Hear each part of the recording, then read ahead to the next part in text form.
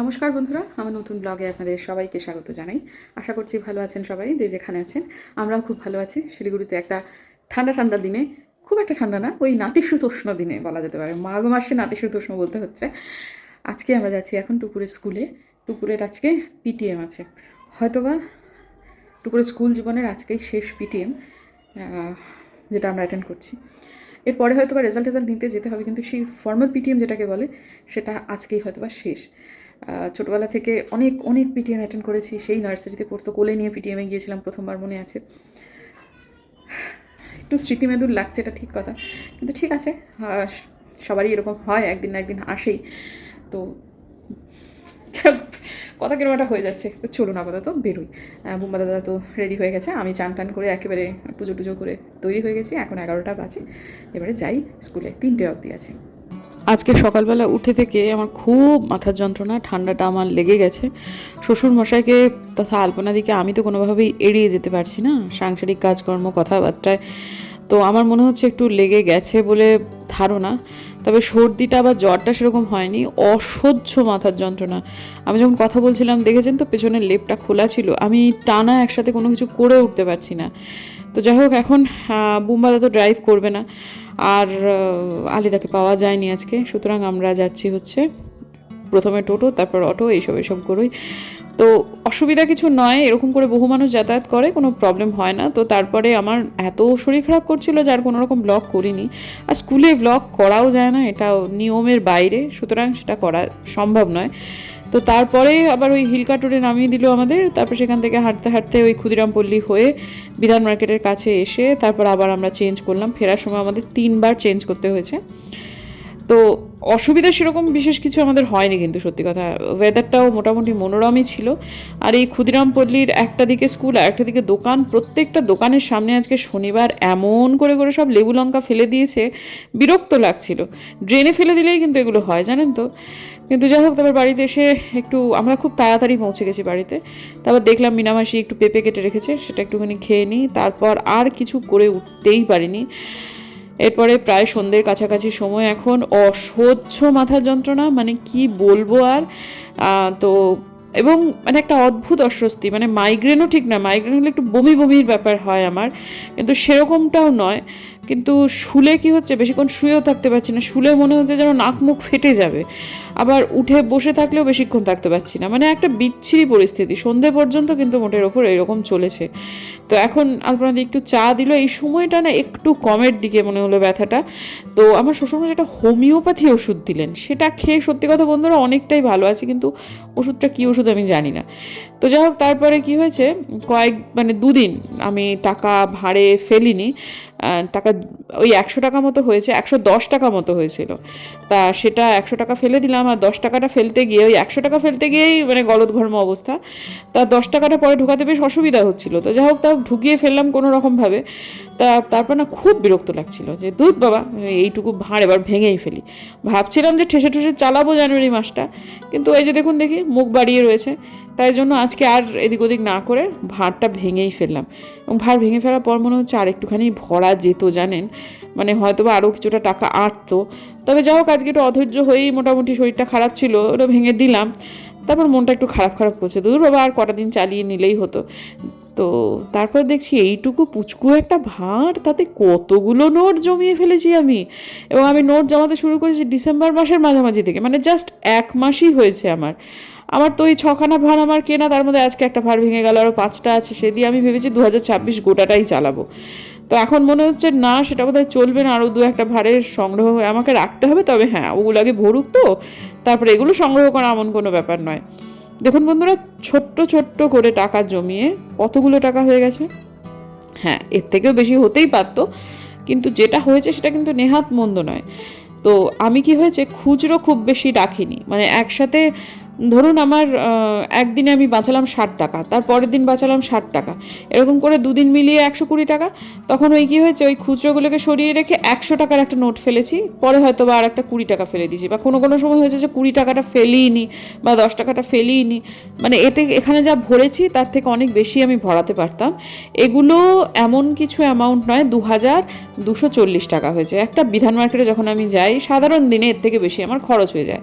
কিন্তু কি জানেন বন্ধুরা, এগুলো আমার টোটো রিক্সা এই সমস্ত বাঁচানো টাকা, এই টাকাগুলো শুধু এটা না, আরও টুকিটাকি এদিক ওদিক বাঁচিয়েছি। এই যে টাকাগুলো বাঁচিয়েছি না, এটা যদি আমি না বাঁচাতাম, এগুলো যে কোন দিক দিয়ে চোখের নিমেষে বেরিয়ে যেত আমি কিন্তু এটা টেরই পেতাম না। তো এই যে এরকম করে ধরে রাখলে বোঝা যায় যে ছোট্ট ছোট্ট করে রাখলে মানুষের কত টাকা জমে। আপাতত এটা 1 মাসের আমার জমেছে। আমি যদি ঠিক এই অ্যামাউন্টটাই সারা বছর ধরে জমাই তাহলে সেটা হবে হচ্ছে 26,880 টাকা। বন্ধুরা, 2,240 টাকা হয়তো বা অনেকের কাছে বালখিল্য মনে হতে পারে, কিন্তু এই 26,880 টাকাটা কিন্তু বালখিল্য অ্যামাউন্ট নয়, আমি অন্তত বলতে পারবো না। আর এই টাকাগুলো কি জানেন তো, চোখের নিমেষে আমাদের বেরিয়ে যেত এবং আমরা সেটাকে টেরও পেতাম না। এই জিনিসটা কিন্তু মূলত আমি শিখেছি হচ্ছে বোধিসত্ত্ববাবুর কাছ থেকে। বোধিসত্ত্ববাবু যখন আমি রোজগার করতে শুরু করলাম আমাকে বলেছিল, তুমি যাই করো না কেন বেতনের বা তোমার উপার্জনের কিন্তু 20% ইনভেস্ট করবে। সে অ্যামাউন্টটা হয়তো শুরুর দিকে একেবারেই খুব ছোটোখাটো একটা অ্যামাউন্ট ছিল বন্ধু, কিন্তু তারপর সেটা যখন আমি ইনভেস্ট করতাম, তারপর গিয়ে সেই অ্যামাউন্টটা যখন আজকের ডেটে দাঁড়িয়ে, ধরুন আমি তো অনেক দিন থেকেই রোজগার করি, তখন অ্যামাউন্টটা ছোট ছিল, তারপর এখন অবশ্যই সেটা অ্যামাউন্টটা খানিকটা হলেও বেড়েছে, কিন্তু কি হয়েছে জুড়ে জুড়ে জুড়ে জুড়ে এখন যে অ্যামাউন্টটা হয়েছে সেটা কিন্তু একটা যথেষ্ট সন্তোষজনক অ্যামাউন্ট বলে আমার কাছে অন্তত মনে হয়। সবার কাছে অবশ্যই সেটা নাও হতে পারে, কিন্তু এই যে ছোট ছোট করে বাঁচানোর অভ্যেস সেটা মানুষকে খুব সাহায্য করে। বিন্দু বিন্দু দিয়ে সিন্ধু হয় কথাটা তো আর এমনি এমনি আসেনি। তবে খুচরো অনেক বেশি জমে গেছে, সেই খুচরোগুলো প্রাত্যহিক জীবনে খুব লাগে। আমি হয়তো খুচরোগুলোকে সরিয়ে রাখবো, সরিয়ে রেখে ওই একই অ্যামাউন্টের একটা মোটা নোট দিয়ে দেবো। আর যে স্টিলের যে কৌটোটা দেখলেন ওটার মধ্যে আমি 1 মাসের টাকাটা যেমন ভরে রাখলাম সেরকম 12 মাসের টাকাই ভরে রাখবো। তবে ওই এটাও ছোটোই, কাজেই আমাকে একটু মোটা নোট ভরে রাখতেই হবে এত খুচরোর বদলে। তো যাই হোক, এখন যেটা করছি সেটা হচ্ছে আমি ঘরে একটু সন্ধেবাতি দিচ্ছি। আমি যে ওই কিনেছিলাম ঘুঁটে, সে ঘুঁটে দিয়েই কিন্তু আমি তার উপরে একটু ধুনো দিয়ে আমি এখন সন্ধেবাতিটা দিচ্ছি। ঘুঁটিটা খুব ভালো এসেছে জানেন, খুব ভালো জ্বলছে। হ্যাঁ, এটা ঠিক যে এর পরে আমি যখন এখানে ধূপ দিচ্ছিলাম মানে বাতি দেখাচ্ছিলাম তার উপরে কটা কর্পূর দিয়ে দিয়েছিলাম, তাতেও ভালো একসাথে আমার ওই ঘুঁটের ধুনোটাও হয়ে গেল প্লাস কর্পূর দেখানোটাও আমার হয়ে গেল। এই সময়টা সন্ধেবাতি দেওয়ার সময়। তো তারপরে আমি ব্যায়াম করব বা সে সমস্ত কিছু সকালবেলা আজকে কিচ্ছুটি করতে পারিনি। আমি আজকে ভেবেছিলাম হয় আমার ব্লগও হবে না এবং 75 হার্ডও আজকে আমার ভঙ্গ হয়ে যাবে, কিন্তু কোনোটাই হয়নি। ঠাকুরের ইচ্ছায় সবই সব সুন্দরভাবে হয়ে গেছে। আজকে আমার সকাল থেকে একটু শরীরটা খারাপ, ঠান্ডা লেগেছে মনে হচ্ছে আমার। তারপরে যখন যাচ্ছিলাম তখন থেকে মাথার যন্ত্রণা, মেয়ে স্কুলে গিয়ে পরে খুব কষ্ট হচ্ছিল। ফেরার পথে তো মানে কী যে অসুবিধা হচ্ছিলো কি বলবো, তারপরে এসে পরে তো ব্লগই করতে পারলাম না। তো যাই হোক, একটুখানি অধৈর্য হয়েই আজকে ভাঁড়টা ভেঙে ফেললাম। মনে হলো যে ভাঁড়টা একটু না ভাঙলেও হতো বোধহয়, আর কটা দিন রাখলেও যেত, ঠেসে ঠেসে রাখলে রাখা যেত। তারপর ভাবলাম ধুর বাবা ঠাসবো না, করে দিই। হ্যাঁ, ওটা ঠেসে রাখলে হয়তো বা জানুয়ারি মাসটা চালিয়ে দেওয়া যেত বা শেষের দিকটা হয়ে যেত হয়তো। আর তাতে কত আর হতো, হার্ডলি 500-600, মানে আমি তো ওটা ছোটো ছোটো করে জমাই। আর কি হয় বলুন তো, যখন 100 টাকা মোটামুটি ধরুন হয়ে গেছে, অত খুচরো দেওয়া যায় না, কারণ খুচরোগুলো লাগে। একটু যখন বেরোয় মা একটু রিক্সা ভাড়াটা দাও, বা আমার নিজেরও অনেক সময় দেওয়াটা লাগে, তাই খুচরোটা সেজন্য রাখতে চাই না। যে তর্কের খাতিরে ধরুন আজকে আমার 40 টাকা বাঁচলো, আমি 40 টাকা আলাদা করে রেখে দিলাম। তারপর আবার হয়তো কোনো দিন হয়তো বা 30 টাকা বাঁচলো, 30 টাকা আমি আলাদা করে রেখে দিলাম। এই করে করে যখন আমার মোটামুটি 100 টাকা মতো হয়, জুড়ে যায়, তখন আমি ওটাতে রাখি। কোনো কোনো দিন আমার রাখিও না, বা এরকম একদিন হয়েছে যে আমি আলাদা রেখে দিয়েছি, পরে সেখান থেকে নিয়ে খরচ করে ফেলেছি। কাজেই যে অ্যামাউন্টটা আমি রেখেছি সেটাই ফাইনাল অ্যামাউন্ট, এমনটা নয়। এটার থেকে বেশি হয়তো হতো, কম তো হবেই না। কিন্তু এখন যেভাবে করে রেখে দিলাম ওই স্টিলের ভাঁড়ে, সেটাতে কি হলো মানে ওর থেকে যে আমি ইয়েগুলো নিয়ে নেবো হয়তো বা খুচরোগুলো নিয়ে ওই জায়গায় মোটা একটা নোট বসিয়ে দেবো না, ওই একই অ্যামাউন্টের। এমন হতে পারে যেহেতু 2240 টাকা হয়েছে, আমি দুটো 4টে 500 টাকা নোট রেখে দিলাম, তাতে পরিসরটা কমে গেল, অ্যামাউন্টটা একই থাকলো। কিন্তু এটা বালখিল্য অ্যামাউন্ট হলো শেষটা পর্যন্ত, মানে যদি এই একই রকম অ্যামাউন্ট যদি আমি জমিয়ে যেতে পারি তাহলে সেটা 26,880 টাকা, সেটা কিন্তু খুব কম অ্যামাউন্ট নয়। তিল তিল তিল তিল করেই তাল হয়, এই টাকাটা চোখের নিমেষে বেরিয়ে যেত, আমি টেরও পেতাম না। আর এগুলো এখন বুঝতে পারি, মানে অনেক দিন আগের অনেক কিছু মনে পড়ে আমার, যে আমরা তো অনেক সময় আর কি, সবাইকে না হলে অনেকেই আমরা, মানে ছোটোবেলায় আমি অ্যাটলিস্ট এই কথাটা খুব শুনে এসেছি যে মারওয়াড়ির নাকি কঞ্জুস। কেন কঞ্জুস না, তারা এত এত টাকা তাদের বাড়িতে, তাদের এত এত টাকা, কিন্তু তাও তারা কত ছোট ছোট করে টাকা জমায়, এখন বুঝি যে ওইভাবেই জমাতে হয়, ওভাবেই জমানো উচিত। আমাদের দিনহাটার বাড়ি থেকে আমরা দেখতাম, দিনহাটা কলেজটা তো শহরের একটা প্রান্তে, আর মারওয়াড়িদের সব একসাথে করে থাকার তো একটা ইয়ে ছিল ওদের। ওদের মানে 99% মারওয়াড়ি যেখানটা থাকতো সেটা শহরের একদম ডিফারেন্ট প্রান্তে। আমার মা চাকরি করতেন শহরের একদম প্রান্তে একটা স্কুলে। সেই স্কুলটার নাম ছিল শনি দেবী জৈন হাই স্কুল, সরকারি স্কুল, কিন্তু সেটা বুঝতে পারছেন তো, ওটা মারওয়াড়িদের এরিয়া। ওইখান থেকে আমি দেখতাম দিনহাটা কলেজে তারা সবাই আসতো হেঁটে। আর বাবা বলতো, বাবা তো অ্যাকাউন্টেন্সি সাবজেক্ট, মানে ওরা 90% ক্ষেত্রে কমার্সে নিত। তো বাবাদের বাবা সাবজেক্টে বেশ বড় একটা সংখ্যায় মারওয়াড়িরা থাকতো। বাবা বলতো বাঙালিরা দেরি করে, মারওয়াড়িদের কোনোদিনও 1 মিনিট দেরি হয় না ক্লাসে যেতে। তার মানে ওরা যে ওই প্রান্ত থেকে ওরা হাঁটতে হাঁটতে হাঁটতে হাঁটতে কলেজে আসছে, হাঁটতে হাঁটতে হাঁটতে হাঁটতে আবার বাড়ি যাচ্ছে। তখন সেগুলো দেখে আমাদের বাঙালিরা তথা আমাদের একটা মাইন্ডসেট ছিল, আমরা ওদের বলতাম, বাবা তোদের এত টাকা, তোরা একটু রিক্সা করে আসতে পারিস না। তখন তো অন্য কোনো ভেহিকেলের ব্যাপার ছিল না, হয়তো এক একটা করে আমরা যতজন, বাবার যেহেতু ছাত্র অধিকাংশই মারবাড়ি, মায়েরও তাই, যেহেতু শনিদেবী জৈন হাই স্কুল। আর তখন তো হিন্দি হাই স্কুল যেটা ছিল সেটা খুব একটা ভালো, মানে অতটা ছিল না সে, যার ফলেতে সব বেশিরভাগ মারওয়াড়ি ছেলেমেয়েরা কিন্তু বাংলা মিডিয়ামেই পড়াশোনা করতো। আর শনিদেবীতে তো প্রচুর মারওয়াড়ি করতো, ওদের অঞ্চলেতে স্কুল। আর ওই জমিটাও দিয়েছিলেন একজন মারওয়াড়ি, বিল্ডিংটাও শুরুর দিকে ওরাই করে দিয়েছিল, পরবর্তীতে সেটা সরকারি অনুমোদন পায়।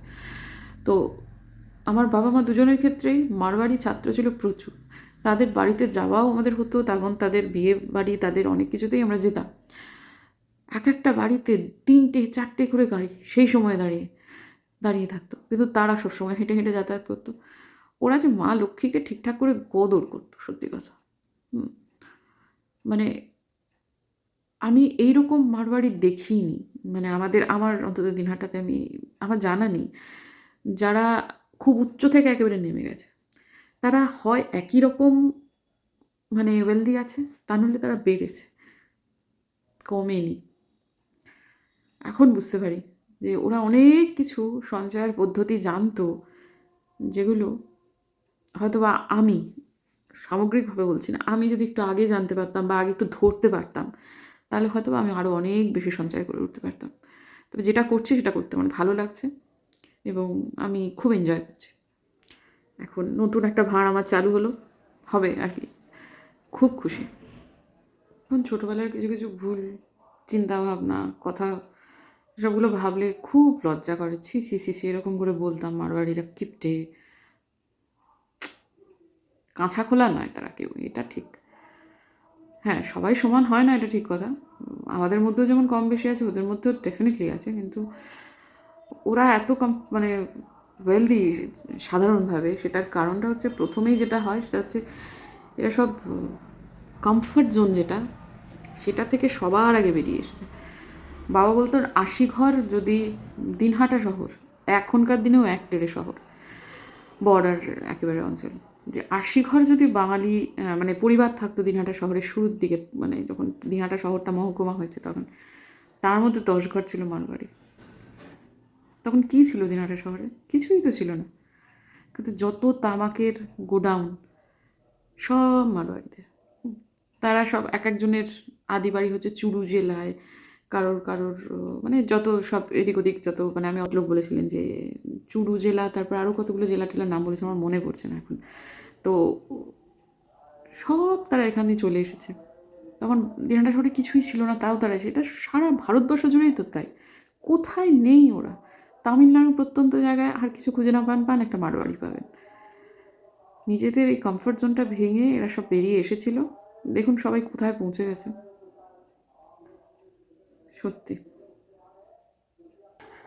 আর কি, মাথার যন্ত্রণা কমে গেছে, সুতরাং আমরা সংসারের কাজে আসি। কমেছে, পুরোপুরি যায়নি। এই যে রান্নাঘর মোটামুটি এখন হয়ে গেছে দিনের খাবার। আর একটু রাত বাড়লে এইসব মাইকিং টাইকিংগুলো বন্ধ হয়ে যাবে আশা করছি। সারাদিন ধরে আসলে মাথাটা তার যন্ত্রণা হলে এই ধরনের মাইকের আওয়াজগুলো খুব গায়ে লাগে বা মাথায় লাগে, তা আশা করছি কমে যাবে। তাই হোক, এগুলো এখন চটপট করে ফেলি। হয়ে গেছে মোটামুটি, এবার জলটা গরম করছি। আজকে ভেজালাম এগুলো সব, আর কালকে মুগ ডাল ভিজিয়ে রেখেছিলাম, সে চিলা আর আজকে সকালবেলা করে উঠতে পারিনি। সকালবেলাটা এত শরীর খারাপ করছিল, আর এগুলো না ছোঁয়াচে তো, এই যে আপনার যেটা হয়েছে, আমার শ্বশুরমশার যেটা হয়েছে, প্রচণ্ড কাশি, তারপর এগুলো সকালবেলা উঠে খুব কষ্ট হচ্ছিল, আমি কেমন করে নিচটা এড়িয়ে থাকবো, টুপুরকে না হয় যেতে দিব না, যাচ্ছিও না, বুম্বাদাও এড়িয়ে যেতে থাকতে পারে, কিন্তু আমাকে তো শ্বশুরমশাইকে অ্যাটেন্ড করতে যেতেই হচ্ছে। তা এখনও যা হোক বলতে নেই, বুম্বাদা দ্বারা বা টুপুরে কিছু হয়নি এরকম, কিন্তু আমার যথেষ্ট পরিমাণ ইয়ে হয়ে গেছে। সকালবেলা আজকে আমি কিচ্ছু করতে পারিনি, নেহাত স্কুলে যেতেই হতো, তাই জন্য গেছি। যে সমস্ত এক্সারসাইজ বলুন যাবতীয় সেগুলো সব এখন করলাম, এই যে দেখুন এখনও আমি পোশাক ছাড়িনি। তো এবার এটা হয়ে গেলে পরে তারপর পোশাক ছাড়বো, যাবতীয় যা যা কিছু করবো। চলুন এবারে শুতে যাই, রান্নাঘর মোটামুটি হয়ে গেছে, পোশাক আশাক ছাড়বো, ব্রাশ টাশ করবো, এই তো টুকিটাকি আর কি করবো। ঘুমাতে ঘরে চলে গেছে, এবার আমি যাই সমস্ত, আজকে অনেক তাড়াতাড়ি সব কিছু হয়ে গেল। আওয়াজ শুনতে পাচ্ছেন? এখনও চলছে, এটা মোটামুটি ওই 10টার সময় বন্ধ হয়ে যাবে। তা এখন আপাতত শুতে যাই, চলো দেখা হচ্ছে বরং কালকে একটা নতুন লাগে। আমার ভিডিও ভালো লাগলে বা আমার কথা ভালো লাগলে, আমার চিন্তাভাবনার সাথে কোথাও কোনো রকম মিল পেলে অবশ্যই আমার চ্যানেল সাবস্ক্রাইব করবেন এবং সমমনস্ক মানুষদের সাথে শেয়ার করবেন। লাইক দিতে অনেকেই ভুলে যান, প্লিজ লাইক দেবেন। এবং যদি আমার আবার একই কথা বলছি বোধহয়, না সরি ঠিক আছে, চলুন দেখা হচ্ছে আগামীকাল এক নতুন ব্লগে। ততক্ষণের জন্য টাটা। ঠান্ডা গরমে সবাই খুব ভালো থাকবেন, সাবধানে থাকবেন। অবস্থা যেদিকে যাচ্ছে, পারলে মুখে একটা মাস্ক পরে বেরোবেন, কারণ সবাই এখন কোথায় হ্যাচ্চো হ্যাচ্চো করে আপনার লেগে যাবে। পড়ে থাকলে 3 দিনের কমে তো কোনো কিছু নয়, আর 3 দিন পড়ে থাকলে আপনারই কষ্ট হবে, আপনার শারীরিক কষ্ট আর কেউ ভাগ নিতে পারবে না, সংসার অচল হয়ে যাবে, বা অচল না হলেও প্রায় ওই অবস্থা হয়ে যাবে, আপনার ভীষণ মানসিক অশান্তি হবে। সেই জন্য সবাই সাবধানে থাকবেন, দেখা হচ্ছে কালকে, ততক্ষণ টাটা।